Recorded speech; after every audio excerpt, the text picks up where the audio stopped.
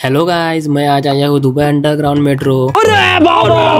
ये देखो भाई, सबवे कितना खतरनाक दिख रहा है।